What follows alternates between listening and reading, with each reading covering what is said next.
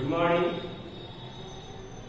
Geography में पिछले video में हमने इकाई 3 समाप्त किया था, जो निर्माण उद्योग, उसके बाद उसके प्रश्नोत्तर को हम लोगों ने किया था।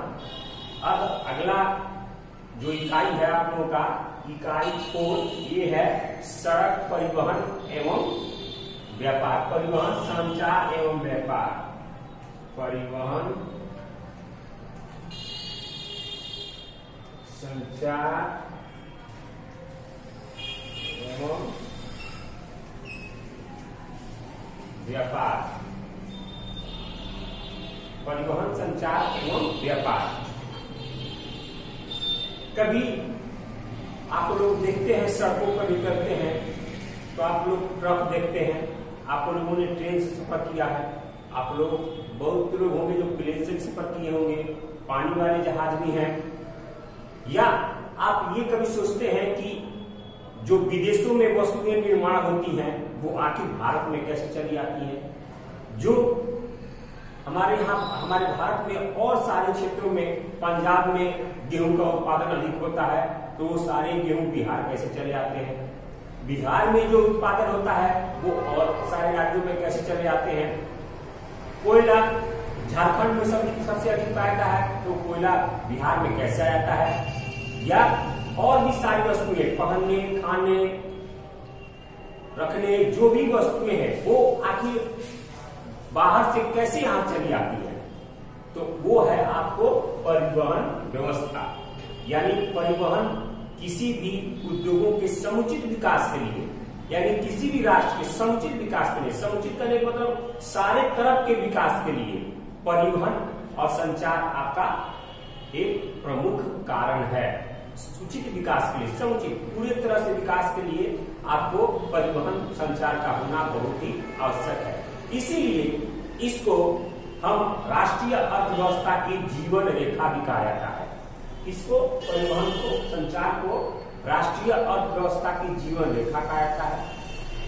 और इसी से उत्पादन हो, उसकी आपूर्ति हो, उसका मांग हो, उसका उपभोग हो, ये सारे चीजों की वो पूर्ति होती है। यानी कहने का मतलब ये है कि अगर उत्पादन किसी कंपनी में हो रहा है तो उसके लिए कच्चा माल चाहिए, तो कच्चा माल किससे जाएगा? तो परिवहन की सुविधा होनी चाहिए, ट्रकों से जाए, ट्रेनों से जाए, मालगाड़ी के डिब्बों से जाए, जैसे भी जाए।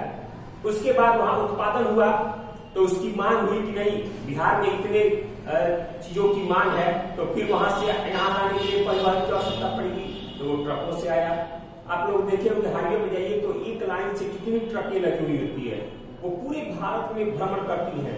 यानी हर क्षेत्र में दक्षिण भारत से उत्पादित की हुई सामान आपको बिहार रोज की रोज ट्रकें लेकर आती है सड़क मार्ग से।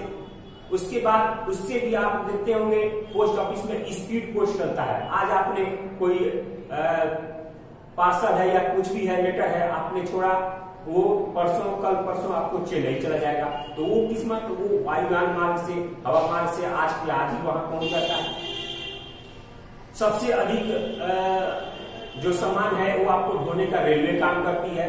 रेलवे में स्पेशल मालगाड़ी चलाया जाता है, उसमें बहुत सारे डिब्बे एक साथ जुड़े होते हैं और पूरे भारत में वो चलती रहती है और पूरे भारत में वो सामानों का आना जाना, आयात निर्यात तो करती रहती है, हर क्षेत्र से हर क्षेत्र में। इसके बाद जितनी भी यहाँ पर उत्पादित सामान है या जितने भी और क्षेत्रों में उत्पादित सामान है वो सारे आपको इस राज्य में आए या इस राज्य से बाहर आए, ये सब काम कौन करता है? ये आपको परिवहन करता है। उसके बाद संचार है। आज देखिए, आज बिजनेस के क्षेत्र में संचार की जो प्रमुखता है वो बहुत तेजी से बढ़ी है। यानी ये प्रमुख रास्ता है किसी भी औद्योगिक विकास के लिए, किसी भी देश के विकास के लिए। आज हम मिनटों में कहीं से भी कोई आदान प्रदान कर सकते हैं सूचना, कहीं से भी एक, जैसे मान लिया जाए भारत में लॉकडाउन लगाना है, एक बार प्रधानमंत्री ने वहां से बोला सारे जगह लॉकडाउन। अगर उसी को हमारे यहाँ संचार की व्यवस्था नहीं रहती, उसको अगर चिट्ठी के द्वारा भेजना होता तो वो 1 महीना लग जाता पूरे भारत में घूमने में। लेकिन एक बार वहां बोल दिया गया, ये सब हो गया। लिखित रूप में हम फैक्स यहाँ से विदेश में कहीं भी फैक्स भेज सकते हैं लिखित रूप से।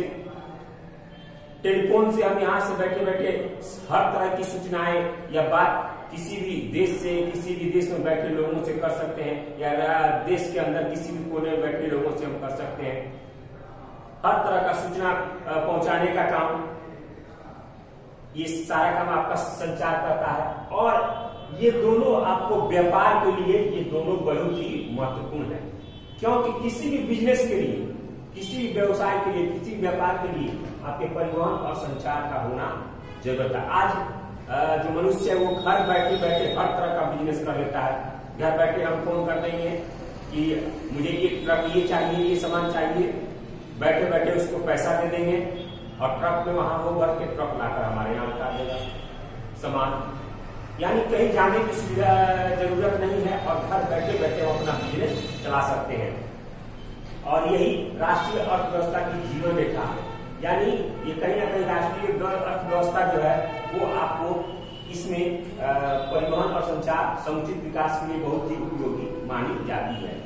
तो ये है परिवहन, संचार और व्यापार, जो हम इस चैप्टर में पढ़ने वाले हैं। इस चैप्टर में आगे हम पढ़ेंगे इसके बारे में, परिवहन कितने प्रकार के होते हैं, या कैसे कैसे क्या परिवहन की सुविधा है भारत में, कैसे इसका विकास हुआ है, इन सारी बातों को हम अगले वीडियो में पढ़ेंगे। आज के लिए इतना ही।